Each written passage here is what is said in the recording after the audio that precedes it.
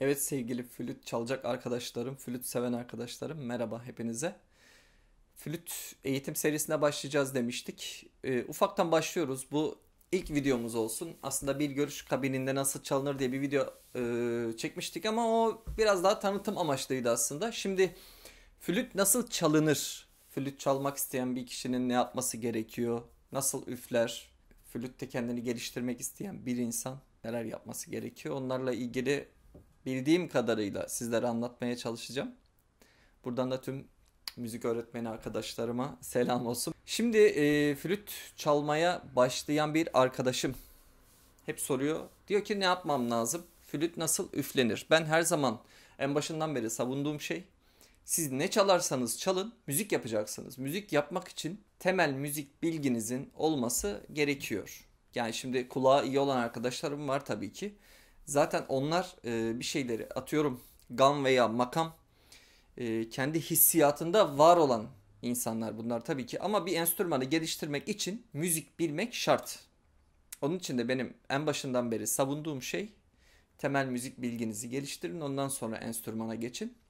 Şimdi ben size flüt öğreteceğim. Temel müzik bilginizi elimden geldiğince bildiğim kadarıyla size bir şeyler katmaya çalışacağım. Ama sizin de bunun üzerine bir düşmeniz, özveri göstermeniz gerekiyor. Şimdi geldik en başta flütü aldınız. Ne yapmanız lazım? Bir kere flüt üflemeniz lazım. Ses çıkması lazım. Flütü nasıl üflerim? Flüt üflerken e, ikinci oktavda nasıl üflemem gerekiyor? Üçüncü oktavda, birinci oktavda nasıl üflemem gerekiyor? Bununla ilgili size ufak tefek bilgiler vereceğim. Öncelikle flütün üfleme mantığı hepinizin soda içtikten sonra yaptığı şey zamanında 90'lar çocuklara bilir. Aşkın rengi yapardı yavu gav diye. Efendim bir tane şişe alacaksınız. Şişeyi üfleme mantığı ile flütü üfleme mantığı aynı. Şu şekilde.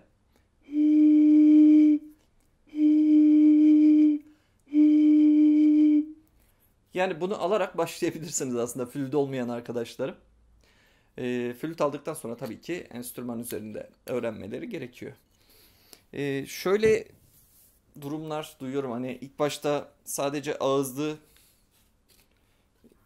birazcık sıkışmış. Tabii bunu vazelinlemek gerekiyor. Flütü alıp ağızlığıyla çalışan arkadaşlarım var. Bu da olabilir ama şöyle bir durum var. Flütte kalın seslerdeki üfleme tekniğiniz ile ince seslerdeki üfleme tekniğiniz değişiyor. Ondan dolayı siz bununla ne kadar saat üflerseniz üfleyin, notalara basıp üflemeniz şart. Notalara basıp üflemeden bir gelişim sağlayamazsınız. Sadece üfleme tekniğini öğrenmiş olursunuz ama ince seslerde farklı, kalın seslerde farklı üflemeniz gerekiyor. Arkadaşlarım alıyor. Ya bu şekilde tabii ki ses çıkararak başlayabilirsiniz. Flütün başlığı burada çene boşluğunuza denk gelecek şekilde şu şekilde ayarlayanlar da var tabii ki tam deliği ağız boşluğuna getiriyor. Bu şekilde indiriyor. Bu şekilde de yapabilirsiniz. Şişe üfler gibi tam aşağı üflemeniz gerekiyor. Bu boşluğa yerleştirip hani dışarı doğru üflerseniz üfleme sesini çok alırsınız. Tam aşağı üflemeniz gerekiyor. Bu şekilde. Şimdi önemli olan nokta şu. Ben kalın seslerde nasıl üfleyeceğim? İnce seslerde nasıl üfleyeceğim? Önemli olan nokta bu. Sıcak nefes ve soğuk nefes diye bir durum var. Sıcak nefes elinizi koyun yapın. O şekilde zaten bir sıcaklık hissedersiniz. Cama buğu yapar gibi düşünün. Buna sıcak nefes deniyor ki sıcak hava geliyor. Bir de dudağınızı daraltıyorsunuz. Basınçlı üflüyorsunuz. Burada da soğuk nefes alıyorsunuz. Yine elinizde deyip deneyebilirsiniz. Birinci oktavda sıcak nefes, ikinci ve üçüncü oktavda soğuk nefes üflemeniz lazım. Zaten birinci oktavda sıcak nefesi üfleyemezseniz ikinci oktavdaki sesleri almaya, harmonikleri almaya başlarsınız. Yani şu şekilde. Normalde sıcak nefes üflediğimde Daha dingin üflemeniz gerekiyor. Bu kalın do. Ama soğuk nefes üflediğimde ses şuna dönüşür. Biraz daha üflediğimde bu şekilde harmonikleri almaya başlarsınız. Flütün nota skalası zaten harmoniklerle oluşuyor. Orası ayrı bir durum. Bunları bilmeniz lazım. Bu şekilde alacaksınız. Tam çene boşluğunuza oturtup şu deriyle dudağın birleştiği yere deliği denk getireceksiniz. Sıcak bir şekilde şöyle hafif güler bir pozisyonda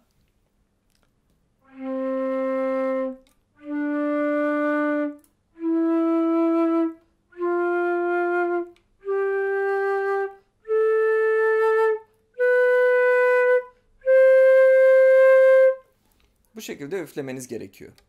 Hafif güler pozisyon. Bu arada flütü vücudumuza dik tutmamız gerekiyor.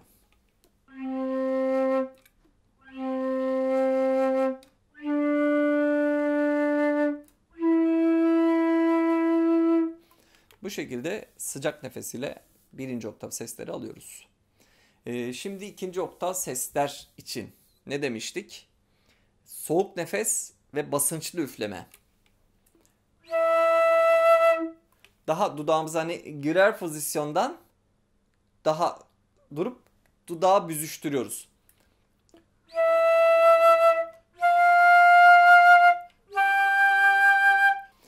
Tabii üst oktavları çıktıkça basıncımızı arttırmamız gerekiyor. Üfleme basıncımızı. Aksi takdirde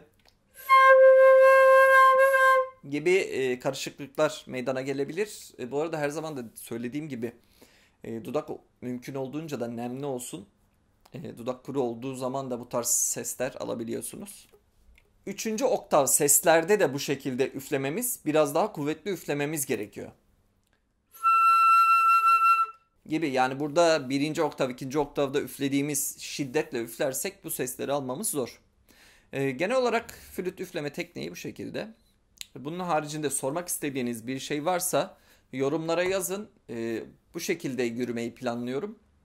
Hani ilk başta üfleme tekniği, sonra notalar, ondan sonra gamlar, eserler falan gibi gideceğiz. Ama ekstra bunu nasıl yapabilirim, şunu nasıl yapabilirim, senin videondan hiçbir şey anlamadık da diyebilirsiniz. Onunla ilgili bize şu detayları anlatan bir video çekerseniz iyi olur gibisinden tavsiyelerinizi de bekliyorum. Teşekkür ederim beni son dakikaya kadar izlediğiniz için. Bir sonraki videoda görüşmek üzere.